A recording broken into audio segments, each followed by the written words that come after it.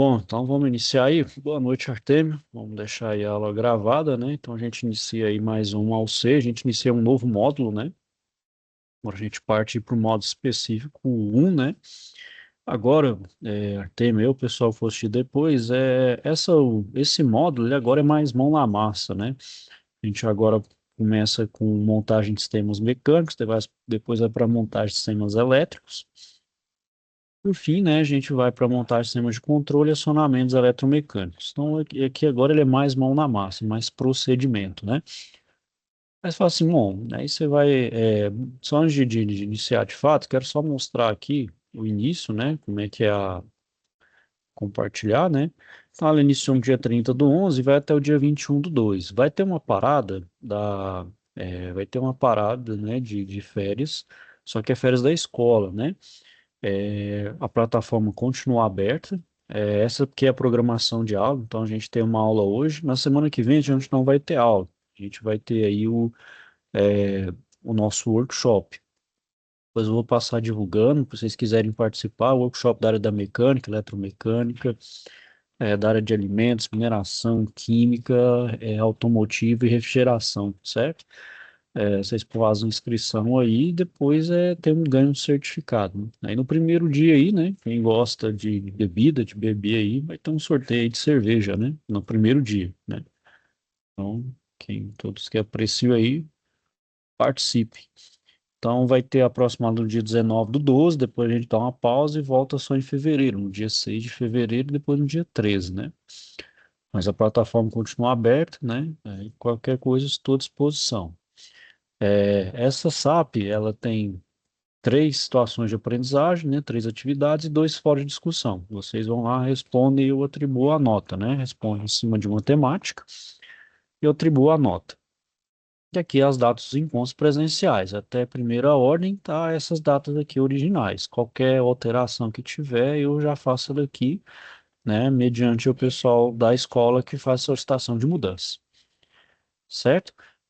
Bom, aí a gente vai, podem estar se perguntando, montagem de sistemas mecânicos é uma coisa relativamente simples, braçal? Bom, no primeiro momento pode ser, mas a montagem, né, pessoal, de qualquer sistema mecânico, não é simplesmente montar e desmontar, pegar a chave, sair montando e desmontando, não. Você tem que obedecer a alguns procedimentos, alguns parâmetros, principalmente parâmetros de aperto, sequência de aperto.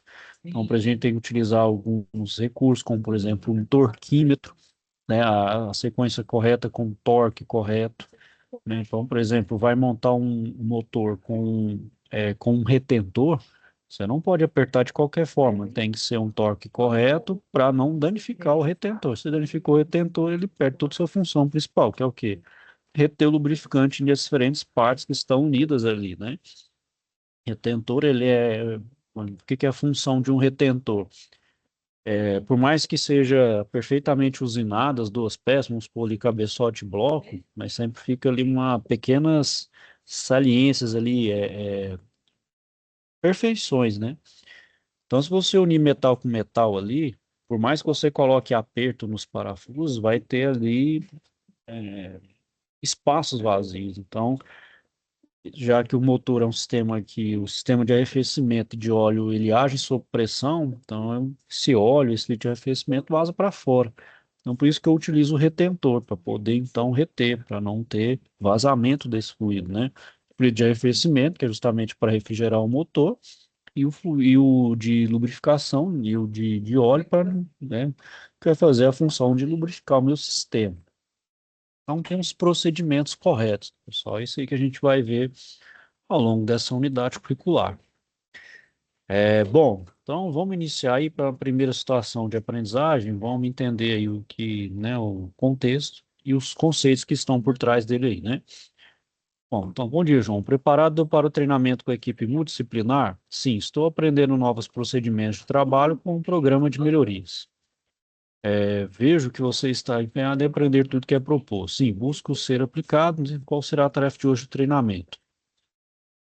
A tarefa de hoje é a identificação dos componentes do conjunto no desenho da vista explodida da bomba e o preenchimento dos marcadores em branco. Como eu farei isso? As informações que você necessita serão fornecidas e já organizamos tudo para facilitar o processo, tudo ao toque do mouse. Vou seguir as diretrizes e organizar as informações. Então, é importante estar atento e listar a quantidade de cada peça do conjunto. Bom, então a primeira etapa aí, pessoal, vocês vão identificar os componentes do conjunto no desenho de uma vista explodida da bomba e preenchimento dos marcadores em branco, com base no desenho do conjunto. Então, aqui tem um anexo. E aqui, então, é justamente eu tenho a vista em perspectiva da bomba, né? Os diferentes vistas e as peças, né? Cada uma das peças aqui que compõe. Então, aqui são os componentes dessa bomba. Então, a gente tem lá uma engrenagem, um rasgo da engrenagem, tem um eixo inferior, um eixo superior, a porta. Então, a gente tem aí 23 peças aí dessa bomba de lóbulos, né? Cada um aí com sua função, né? O seu material e sua dimensão, né? Então, se é um parafuso, se é um cilindro, né? Se é um furo. Então, tem as especificações aqui. Então, vocês vão identificar, né, para completar no anexo 2, ó. Então, a partir desse desenho aqui, ó, então, deixa eu colocar ele lado a lado para vocês terem uma ideia. Então, o que que vai ser feito, ó? Então, a partir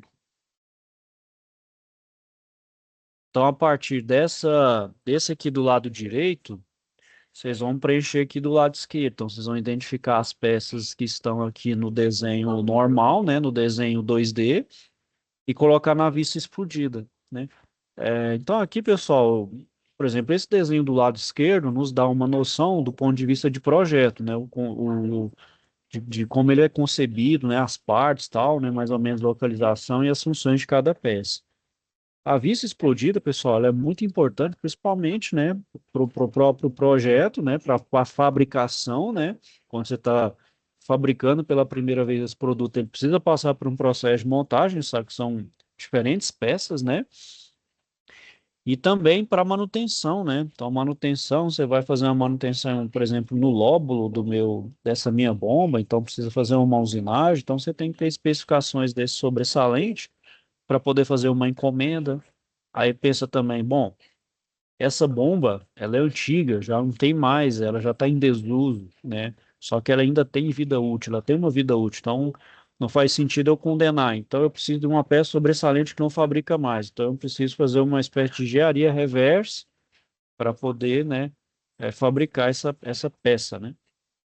Então o que vocês vão fazer aqui, pessoal? Vocês vão pegar as indicações daqui e passar para cá, né, com a correspondência correta, né? Então, o que que é engrenagem, o que que é o rolamento, o que que é um eixo, o que que é o parafuso, certo?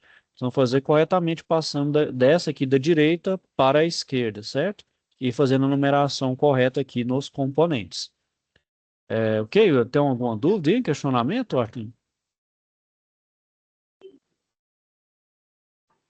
Não, até agora tranquilo. Tudo certo? Né? Então, vocês vão fazer isso Certinho. também, e vão listar a quantidade também de peças, né? Óbvio, ali não tem, por exemplo, parafusos ali, vai ter mais de um, então vocês vão fazer também a listagem das peças, né? Bom, então ali, pessoal, o que que a gente está tendo ali? Justamente o domínio, a leitura, né? Então, a gente tem que ter uma boa leitura, como a gente viu até lá no módulo básico, os fundamentos mecânicos, lá na leitura e na interpretação de um desenho mecânico, né? E o que que vem aí? O desenho mecânico a gente também pode partir do desenho do conjunto, né? Não só aquela peça isoladamente, mas ela unida a outras peças que formam o seu conjunto, né? Onde a gente vai ver então quais são a relação de montagem, né? O posicionamento, como ela vai se movimentar, ter aquele traço que indica, por exemplo, a trajetória daquela peça específica do meu conjunto como um todo. E outro recurso que a gente tem no desenho também, né, pessoal, como eu acabei de falar, é a vista explodida, né? Que é a representação gráfica do projeto, né, do conjunto manufaturado. Então, por exemplo, vou fabricar, por exemplo, esse redutor aí pela primeira vez, então toda a minha linha de produção tem esse passo a passo, né? Aí cada etapa ali monta uma parte, né? Ou monta um sistema, ou vai montar passo a passo tudo em um projeto só, uma vez só, né? E é muito importante, né? Principalmente para a gente fazer o catálogo das peças, né? Catalogar as peças, principalmente se for para manutenção, para fazer a devida aquisição, né? De sobressalente, principalmente se for na manutenção, né? Bom.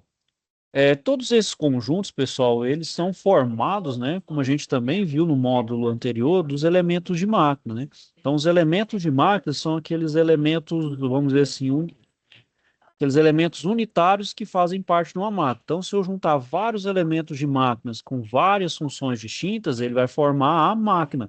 Por isso que é elemento de máquina, aquela parte elementar da máquina. Então, ele sozinho não faz nada, né? Ele não tem utilidade, mas no momento que ele vai combinando com outras peças, ele vai tendo seu sentido, né?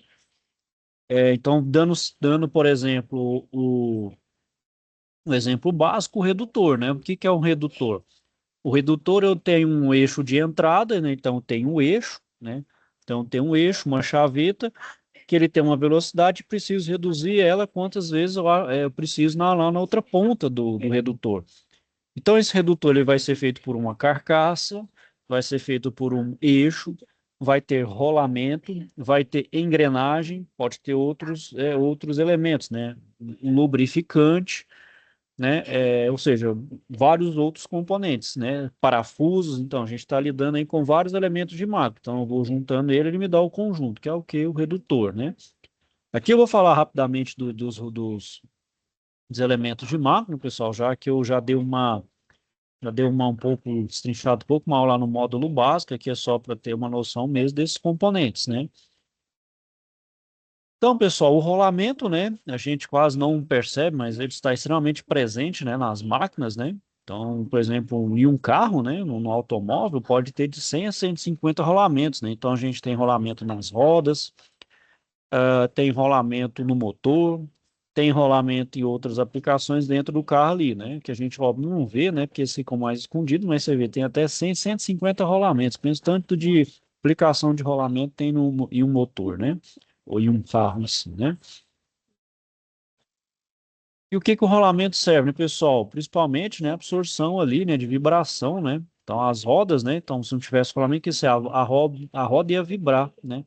Então, essa vibração gera um desgaste, que é entre os materiais em contato, né, que seria excessivo. Então, o carro, né, de certa forma, não andaria suavemente. Óbvio, a gente tem outros elementos ali que fazem a absorção de choques no carro. Não é só o rolamento por si só, ele não é responsável por isso, né? Então, se fosse assim, não tinha necessidade, por exemplo, de ter mola, amortecedor, né? Ele só absorve uma parte dessa vibração, né? Bom, então, pessoal, a função básica aí do rolamento é reduzir o atrito mecânico, né? Então, tem um eixo que roda ali, né? Então, vai fazer um movimento relativo entre o eixo e esse rolamento, né? Além disso, né, pessoal, ele apresenta o menor consumo de energia e permite uma transmissão, então, eficiente de energia. Então, a gente tem aí o rolamento de esferas, né, e o de rolos, né? A gente tem vários outros também aí, né? Então, basicamente, o que a gente tem aí no rolamento é o anel externo, que é o anel maior com a pista externa, né? A gaiola, que a gente usa para fixar os elementos rolantes. O anel interno, né? É o anel menor onde fica a pista interna, né? Se for um elemento rolante, se for elemento rolante, se for uma esfera, né? Se for mais quadrado é de rolo, né? Então depende do meu elemento rolante. E esses elementos rolantes, né, pessoal, são diversas esferas ou até rolos, né? Que estão contidos no espaço entre a pista externa e a pista interna. Então, cada elemento rolante vai ser responsável ali por responsável por aguentar um certo tipo de esforço, né? Então, por exemplo, um só aguenta força radial, outro aguenta uma força radial e axial, outro aguenta uma carga maior radial, outra a combinação, né? Então, para cada tipo de rolamento, ele tem um esforço diferente, né? Eu já Olha, não vou me ater muito aqui, né, pessoal? Porque a gente já viu isso lá no fundamento, nos fundamentos de mecânica, né? Bom, então o rolamento mais comum que a gente tem aí, pessoal, é fixo de uma carreira de esferas, né? Então ele é o mais comum, né? Então ele pode receber uma carga radial, né, que é no sentido do raio, axial, que é no sentido do eixo, ou composta, pode ser uma combinação dos dois, né? É axial, pessoal, apesar dele poder aceitar uma certa carga axial, mas também não pode ser nada muito grande, porque senão ele estraga, né? Vamos dizer ali, ele tem uma vida útil bastante reduzida. Mas para carga radial, ele é extremamente eficiente, né? Então aqui a gente tem um desenho simplificado, a parte simbólica, e uma aqui por exemplo, numa aplicação, na representação técnica, como se fosse um corte, né? Então, esse eixo aqui, eu tenho duas ou dois rolamentos, né? Um do lado e outro do outro, né? E dentro de um mancal ou de um suporte aqui, né? Então, ele é feito para, vamos dizer ali, encaixar esse meu eixo, né? E permitir, então, que esse meu eixo rotacione, né? Isso é justamente, pessoal, para evitar, né, que o meu eixo tenha vibração, que ele ao girar ali, estiver solto com folga, ele não tenha movimentos que é fora do seu movimento natural, que é de rotacionar, né? Evitar, por exemplo, translação e também ali vibração, né? Então, por isso que ele tem aquele encaixe ali, ó. E também evitar, né, dependendo do seu evitar movimento axial, né? Bom, a gente tem um rolamento fixo de duas carreiras de esferas, né? Então, ele é mais largo e vai ter capacidade também, né? Já que ele tem uma outra carreira de esfera, ele, ele aguenta mais cargas do que a de carreiras simples de esferas, né? Justamente porque ele já tem uma outra pista rolante, mais elementos rolantes, então ele aguenta uma carga maior. Porém, ele vai ocupar um espaço ligeiramente maior, né? Bom, além desse outro, a gente tem um contato angular, né, de uma carreira de esferas, né? Então, essa esfera de contato angular, né, ela suporta, então, cargas combinadas. Então, ele tá vendo que a mudança é aqui, ó, justamente que o contato agora não é reto, o contato é angular aqui e aqui, ó. Então, ele tem uma certa angulação no contato. Então, isso permite uma carga combinada, tanto radial, né, que é no sentido do raio, quanto axial, né? Justamente por causa desse ângulo de contato aqui, ó. Então, do contato ser reto aqui, ó, ele tem uma angulação ali, ó. Então, ele tem uma angulação que permite ter essa suporte, né, a combinação das duas cargas, né? Da mesma forma, a gente tem a de contato angular de duas carreiras de séries. Então, aqui agora ela tem dois tipos de montagem, né? Essa carreira de dupla esfera, né? Então, ela tem a chamada montagem costa a costa, né? Então, as cargas axiais radiais e axiais em ambos os sentidos podem ser suportadas, né? Então, a carga axial convergente, né? Então, como a distância entre os centros da linha de carga é grande, né? Então, são adequados para solicitações com cargas de momento, né? Aquelas que têm torque, né? Então, eu utilizo esse tipo de rolamento. Então, aí a gente tem aqui em três dimensões a constituição do rolamento, né? E a representação no desenho técnico. Então, aqui ela apresenta. Eu consigo esse tipo de montagem aí, né? O outro tipo de montagem, pessoal, é a face, né? Então agora a carga axial ali ela fica um pouco mais distante, agora ela fica um pouco mais próxima da outra.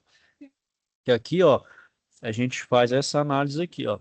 Tá vendo, ó? Então aqui é uma carga para essa e outra carga para essa. No momento que eu inverto, né? Aí então eu meio que faço uma convergência, tá vendo? Aí agora ela tá assim, ó, aqui chama de face a face. E também elas podem suportar cargas em ambos os sentidos, né? Tanto convergindo quanto divergindo, né? E aqui agora eu vou diminuir essa distância entre os centros da linha de carga, né? Então agora a distância é menor. Só que agora ela suporta menos carga do que nessa montagem aqui, ó. Então quando a gente monta um rolamento aí de carreira dupla de esfera, a gente tem que olhar esse tipo de montagem, se ela é costa a costa ou face a face. A costa a costa, como está falando aqui mesmo, ela suporta, né? ela tem a distância de centro de carga é maior, então ela suporta mais carga. Essa aqui, ela suporta menos carga, porque a linha de centro está menor, né? E agora a gente tem a montagem tandem, que agora as faces angulares estão, vamos dizer assim, estão convergentes, estão do mesmo lado, né? Conforme está aqui, né? Então agora ela só aceita a carga axial em um único sentido, né? Então eu não posso fazer ela nos dois sentidos, apenas em um, né? Então aqui do outro lado ela praticamente não suporta, então ela só suporta de um lado. E ela é usada dessa forma aqui, né, nesse tipo de montagem, quando uma carga em um sentido só ela é muito grande, né? Então, já que, por exemplo, não tem necessidade de ter carga aqui para o lado esquerdo, o que que eu vou fazer? Vou fazer só de um lado, então eu vou colocar essa chamada montagem tandem, que aí ela aguenta muito mais força e eu posso desprezar o outro lado, caso não tenha nenhuma aplicação para o outro lado aí, né? Eu utilizo a chamada montagem tandem, né? Bom, então, pessoal, aqui eu tenho um exemplo, né, de uma montagem de um cabeçote, né, com colamento de sete contato angular, tá vendo? Então, aqui eu tenho essa aqui, né, que é a tandem, né, que tá, os ângulos estão no mesmo sentido, né, e aqui também, ó. Então aqui elas aguentam cargas de um ponto só. Então aqui, ó, eu aguento carga tanto de um lado quanto do outro. Do outro lado aqui, ó, não faz sentido ter suporte de carga. Então por isso que eu coloco ela tandem. Provavelmente aqui, ó, deve ser a maior solicitação de carga. Então eu coloco ela virada para dentro. Da mesma forma do outro lado, eu coloco ela virada para dentro. Não tem necessidade, por exemplo, de carga aqui, de suportar carga aqui. Não vai ter sentido nenhum, né? Bom, o outro rolamento que a gente tem, pessoal, é a autocompensadores, né, de esferas, né? Então ela tem duas carreiras também e ela é comum no anel externo. Então o rolamento ele vai absorver, né, por ter essa autocompensação, ela pode absorver os desalinhamentos, né? Aquelas outras que são fixas, elas não conseguem ter essa compensação, né? Então elas são mais intolerantes a esses desalinhamentos. Esse, dependendo da montagem, eu posso ter um certo nível de desalinhamento, né? Então ali, ó, ele está até falando, ó, alguns vão permitir esse chamado desalinhamento dinâmico, que vai ser de 0,07 a 0,12 radianos, ou, que é convertendo, de 4 a 7 graus. Isso considerando cargas normais, né? E tomar um cuidado, pessoal, vai ter casos que, pelas dimensões do conjugado, não vai permitir esse desalinhamento, né? Então, por mais que ele seja autocompensador, ele não vai tolerar esse desalinhamento. Então, tem que ter cuidado com relação a isso, né? Bom, além de esferas, a gente tem um autocompensador de rolo cilíndrico, né? O rolo cilíndrico, ele aguenta carga só puramente radial. Ele praticamente não suporta carga axial. Ele é bem sensível a essa carga axial, né? Bom, e ele é apropriado, né, para essas aplicações em que existe desalinhamento, que é proveniente, então, em montagem ou flexão do eixo, né? Caso realmente o meu eixo ele vai ter uma flexão, né, tanto para cima quanto para baixo. Então, meu rolamento tem que conseguir desalinhar para poder acomodar esse desalinhamento, essa montagem em flexão do meu eixo, né? Então, ele tem que ter isso. Se for o outro normal, ele não tolera. Ele pode estar, aí você pode estar montando errado, coloca ali um rolamento comum, o que que vai tender? Vai tender a atritar com a pista externa, aí gera aquele ruído, né? Aquele ruído bem ruim mesmo, bem chato, até ensurdecedor em algumas partes, né? Então aqui tá vendo, ó? Então ele permite esse desalinhamento, né? Em um certo nível de ângulo, né?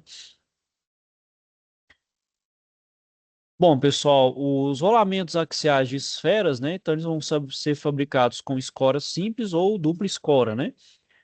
Esse de escora simples, ele pode receber carga axial apenas em um sentido, enquanto os axiais de esferas de escora dupla, ele vai permitir cargas axiais nos dois sentidos, né? Tanto sentido para divergir quanto para convergir.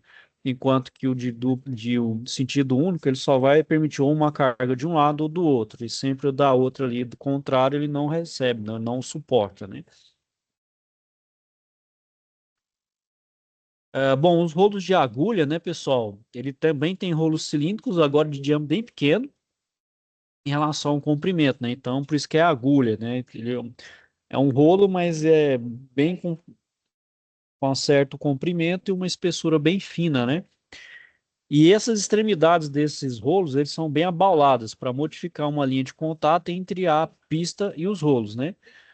E para que esse, vamos dizer assim, esse abaulamento? Para não gerar quina, né? A gente sabe que quina na mecânica chama de concentrador de tensão. Esses concentradores de tensão é onde ocorrem as maiores probabilidades, possibilidade de falha. Então, falha por trinca, por fadiga, e se gera trinca, vai ser justamente nesses concentradores de tensão. Por isso que é abaulado, ele é suavizado. É para justamente evitar esses picos de tensão, que, por sua vez, leva ao prolongamento da vida útil, né? Então, devido à sua seção transversal baixa, né? Então, por ele ter uma seção transversal bem baixinha, ele consegue ter uma alta capacidade de carga. Então, eles são indicados para arranjo de rolamento em que o espaço radial é limitado, ou seja, o espaço já é pequeno, então eu não posso ficar utilizando, por exemplo, um rolamento ali de esfera que ele ocupa um tanto bom de diâmetro. Então, se o meu espaço radial é limitado, eu posso utilizar esse que encaixa melhor e ele vai ocupar menos espaço, né?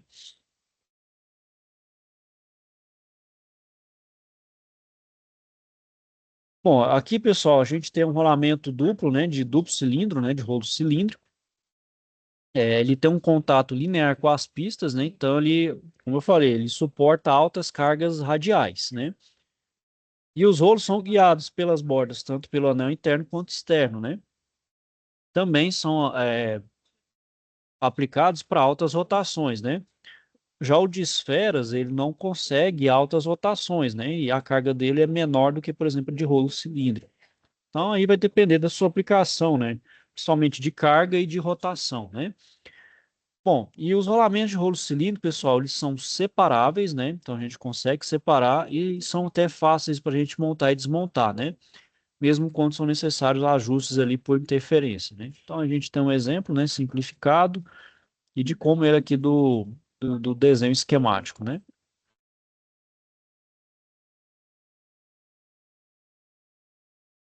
Bom, os rolamentos de rolo cônico, né, pessoal? Eles vão ter pista aí de anel interno e externo cônicas e rolos cônicos. Então, vão ser adequados para suportar cargas combinadas, ou seja, cargas axiais atuando então simultaneamente. Então, as linhas de projeção e das pistas, né, vão convergir em um ponto comum no eixo do rolamento, para oferecer então um movimento rolante autêntico e de baixo atrito. E a capacidade então de carga axial vai tornar então maior à medida que aumenta o meu ângulo de contato, né? Então, é, ele é justamente para suportar, né, como ele está inclinado, né, ele suporta então uma combinação de carga radial com axial, né? Então ele consegue ter essa combinação das duas cargas, né?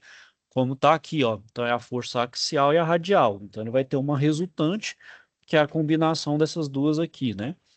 Óbvio, vai depender do meu ângulo, né? Então, dependendo da direção do meu ângulo, ou essa resultante está mais fechada, ou ela está mais aberta, né? Se for aquele quase 45 graus, ele vai suportar igualmente a mesma intensidade da força axial da radial, né? A gente tem os de rolo combinados, que é da mesma forma do de esfera, também o de rolo cilíndrico, né? Então, pode ser para aguentar uma carga axial que a ponta é maior ou menor, né? Que é só para mostrar aí mesmo para vocês, né? Bom, além disso, pessoal, outro elemento que a gente tem são as junções, né? As junções em um. Então, a junção pode ser através de a junção não permanente, né? Que é o parafuso, né? A gente pode unir duas chapas e depois tirar o parafuso. E a ligação permanente, que são as soldas e os rebites, né? Então, por exemplo, a solda, eu vou unir duas chapas através do processo de solda. Então, a solda eu preciso de um metal de adição, um gás de proteção, né? Já que a gente está lidando ali com uma corrente ali que induz, então, uma fusão, né? Uma poça de fusão. Essa fusão, então, para ficar, como está o metal de adição e o metal base fundido, para não ter ali escória, né? Elementos de liga ou uma sujeira que entra ali, eu preciso proteger essa poça de fusão até ele se solidificar, né? E isso eu utilizo com o gás de proteção, né? O gás de proteção que protege a minha poça de fusão, né? E a junção não permanente é quando eu utilizo, né, é, um parafuso, né? Um parafuso com uma arruela e uma porca, né?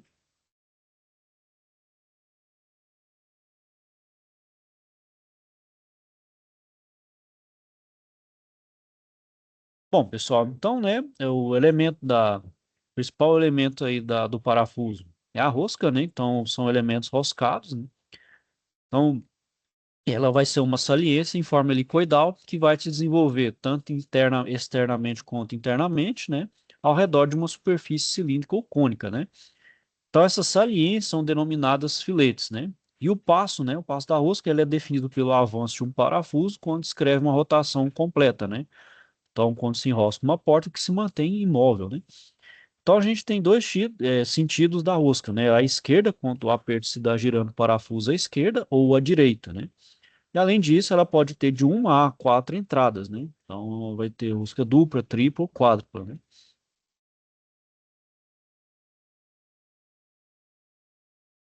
Bom, então aqui, pessoal, é o perfil, né? O perfil da rosca que a gente viu lá nos fundamentos, né? Nos fundamentos de mecânica, né?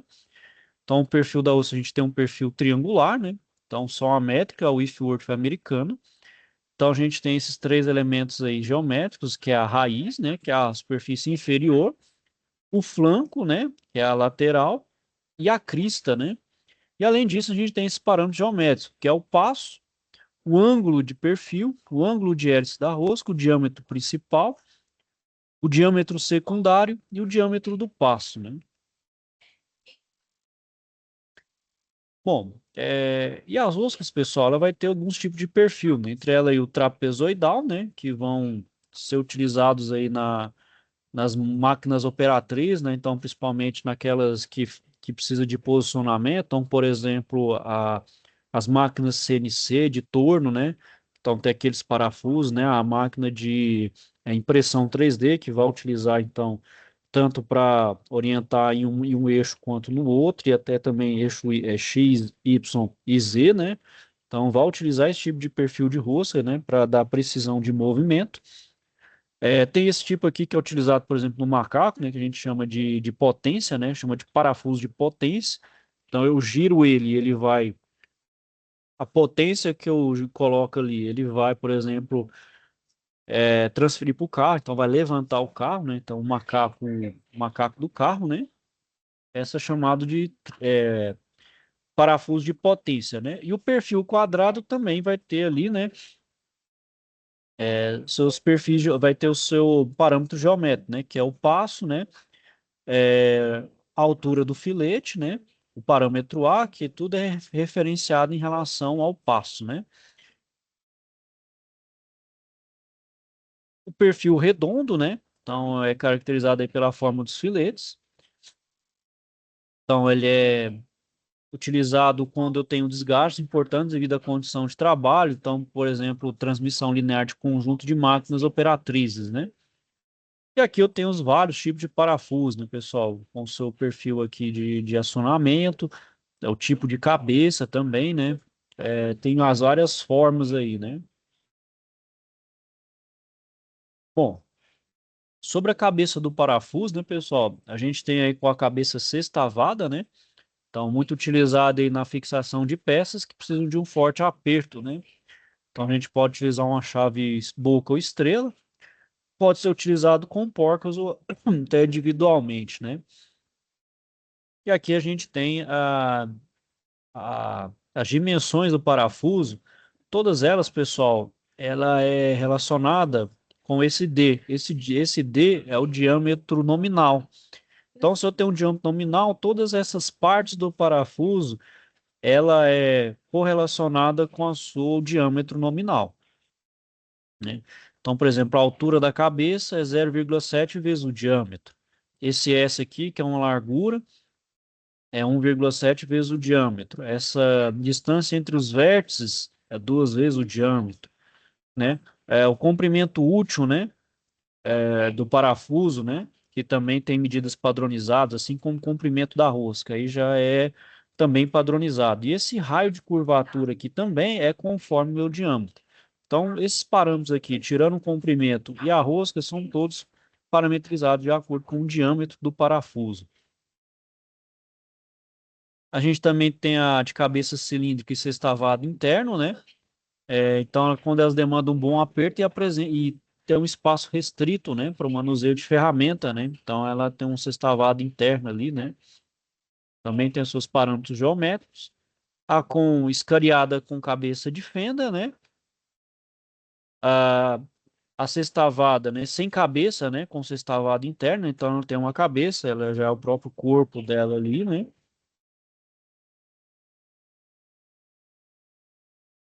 E as porcas, né? A porca, né, ela faz então união com o parafuso para poder manter, né? Se eu colocar o parafuso por si só ali, né, por exemplo, sem a união, por exemplo, do outro lado com a rosca, não faz a fixação, né? A não ser que tenha uma rosca interna que e o parafuso seja aquele chamado alta-tarrachante, né? Que ele mesmo trava, né? Vai ter necessidade, dependendo do parafuso, eu vou ter que fazer uma união com uma porca para justamente poder fazer a fixação correta, para evitar, por exemplo, uma vibração tire, né? Então, também eu tenho uma porca autotravante, assim como eu tenho um parafuso autotravante também, né? E cada parafuso aí, né, pessoal, vai ter sua cabeça, né? Eu tenho a sextavada, eu tenho ela com assento cônico, com assento esférico, eu tenho a cega, eu tenho a do tipo chapéu, com entalhes radiais, a do tipo castelo, uma com furo de fixação, um com parafuso de fixação e a quadrado. Ah, e as porcas especiais, né, pessoal? Eu tenho então a ranhurada, né? Que então ela é utilizada para fixar um encosto axial, como também para regular as folgas de rolamentos, mancais e etc. Então, o uso dessas arruelas de segurança ou contrapinos, ela, né, para esse caso em específico, eu posso dispensar elas. Então, com isso, eu evito furação, rasgo ou até encaixe, né? Que então representa economia, né, no custo operacional. Então, pessoal, tudo depende da minha aplicação. Pô, aí você fala, nossa, que parafuso que eu vou utilizar? Eu vou usar um sextavado interno. Isso aí, pessoal, tudo a gente faz aquela decisão no projeto. No projeto, a gente pensa assim, não, parafuso a gente escolhe na hora. Não. No projeto, você fala, mas por que ele usou esse parafuso? Porque lá no projeto ele pensou nesse parafuso, não é a coisa assim de última hora, eu preciso de um parafuso de tamanho tal. A gente, quando vai montar, pensa muito assim, né? Não, vamos olhar no projeto. O que o cara projetou, ele pensou, não, vou usar um parafuso ali que esteticamente ele fica bom. Não, eu preciso de um aperto, eu preciso garantir que o parafuso seja robusto. Eu utilizo um outro tipo de parafuso com um tipo de porca específica, né? Então, tudo isso, pessoal, depende do projeto, né? A gente também tem as porcas de ajuste, né? Então, também é para fixar o encosto axial e regular as folgas, então, de rolamento, mancal e etc, né? E o uso de arruelas de segurança ou contrapinos também, nesse caso, pode ser dispensado. Então, a gente evita furação, rasgos ou até encaixes, né? E também representa economia, né? Bom, além da porca, e do parafuso, eu tenho a chamada arruela, né? Que ela vai ser um interposto entre a peça e a porca é a peça, né? Para fazer o devido encaixe, né? Porque se tiver, vamos pensar aí, bom, não tem arruela. Então, por exemplo, eu estou unindo duas chapas de madeira. Se for uma madeira, aquela madeira mais mole, o que que acontece? Se eu apertar demais porca e parafuso, vai tender a afundar, né, na madeira, não é? Então, para evitar esse afundamento e até um torque excessivo, eu uso uma arruela para justamente poder fazer o melhor encaixe entre porca e parafuso, né? Então, além disso, né, para fazer esse melhor ajuste, ela distribui, né, já que ela é uma chapa ali, ela distribui melhor essa força de aperto, né? Então, ela dá um equilíbrio de força tanto entre a porca e o parafuso, né? Então, por exemplo, pode ser que apertou demais, fica mais força ali sendo absorvida pela parte do parafuso que pela porta. Então, para igualar isso, eu utilizo uma arruela. Posso utilizar uma arruela dos dois lados. Ou, se for mais desfavorável para um lado, eu utilizo para o lado da porta. Se for para o parafuso, utilizo o parafuso, justamente. Ou, se necessário, para os dois lados, né? Então, aí eu também faço essa decisão. Isso também, pessoal, é em projeto, né? Então, hoje tem esses diferentes tipos de arruela. Então, eu tenho a lisa, né? Onde ela não tem elemento de trava, né? Então, ela é usada para ajustes em conjuntos mecânicos com pequenas vibrações. e também para melhorar o aspecto visual do conjunto, né? Eu tenho a de pressão, né? Então ela é para conjuntos que eu preciso de grandes forças, né? Onde tem então muita força envolvida, tanto estática quanto dinâmica, e também vibrações, né? Muita presença de vibração, né? E também para onde tem variação de temperatura, onde a aplicação ali tem variação de temperatura, né? Grandes variações, né? A gente tem a dentada, né? Então também ela é sujeita a grandes vibrações, porém submetidas a pequenas solicitações. Então ela tolera grandes vibrações, porém pequenos esforços, né? Então, o eletrodoméstico é um caso, né? Vamos supor ali a máquina de lavar, né? A máquina de lavar roupa, ela é uma máquina que está muito sujeita à vibração. Então, utiliza-se muito esse tipo de arruela aqui, né? No seu conjunto. A ondulada, né? Que evita a danificação do acabamento. Então, ela é indicada para utilização em superfícies pintadas e montagens e que possui acabamentos externos em chapas finas, né? Ainda mais que as chapas finas estão sujeitas a se deformar, né? Então ela não deixa, por exemplo, o aperto ir deformar a chapa. Ela consegue, vamos dizer ali, absorver, como se fosse uma espécie de mola mesmo, né? A gente tem a de travamento com orelha, né? Então ela tem duas linguetas, né? Que é utilizada dobrando-se uma lingueta em um canto vivo da peça. E em seguida, né? Em relação à porca, né? Então a gente dobra de um lado e dobra aqui do outro, né? E essa trava aqui é justamente para evitar, por exemplo, que a vibração não desparafuse ali a porca, né? Evite, então, o movimento de rotação ali, né? Então, evite que ela se afrouxe, né? Então, eu evito esse movimento. E a de travamento, né? Que é de fixação simples, estável e confiável. Ela vai se encaixar, né? Tem esse encaixe aqui e um rasgo de chaveta no eixo ou chave de fenda, né? Tá, ela trava a porca quando uma das linguetas da arruela, que é o pino, é dobrada para dentro, né? Então você dobra ela ali, né? Para justamente ter a trava, para evitar também um movimento de afrouxo da porca ou do parafuso, né? O outro tipo de elemento de marca que a gente tem também, pessoal, é o anel de trava, né? Eles são anéis elásticos, né? Também conhecido como anéis de trava, de retenção ou de segurança, né? Montados em eixos ou furos, né? Então ele tem uma ranhura.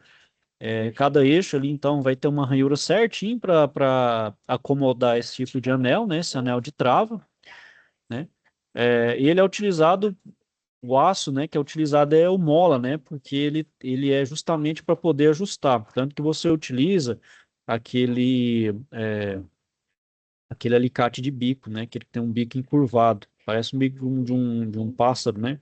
Então, você usa ele ali para poder abrir ou fechar ele, né? Quem já mexe aí já deve ter visto esse alicate, né? Um alicatezinho curvado que tem duas pinças que é justamente para fazer o encaixe, onde você abre e fecha para poder encaixar ele, né? E ele é justamente um anel de trava, para evitar isso aqui, ó, força axial, né? Para evitar que o meu eixo translade, né? Que ele vá de um lado para o outro. Então ele é para travar mesmo, é um anel de segurança, é um anel de trava. Isso aqui é principalmente, pessoal, em bombas, né? A bomba que é só preciso da força axial para bombear e evitar que o eixo fique fazendo movimentos, né, de translação, né? Ok, pessoal? Então aqui são exercícios de passagem, né? É só para fixarem mesmo. Então é isso aqui por hoje, pessoal. Alguém tem alguma dúvida, questionamento?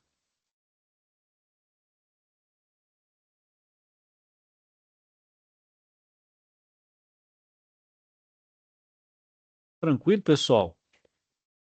Vocês perceberam que agora, eu até falei lá no começo, né? Uma das partes mais críticas é o módulo básico. Eu falo que a parte mais difícil vocês já passaram. Agora aqui, pessoal, é mais a mão na massa mesmo. Aqui mesmo eu vou falar mais um pouco dos procedimentos, né? E uma coisa a mais ali, um pitaquinho a mais. Mas o que vocês vão ver mesmo é lá na prática mesmo, assim, agora a mão na massa agora começa de fato aí, né? Certinho, pessoal? Certinho, Bruno.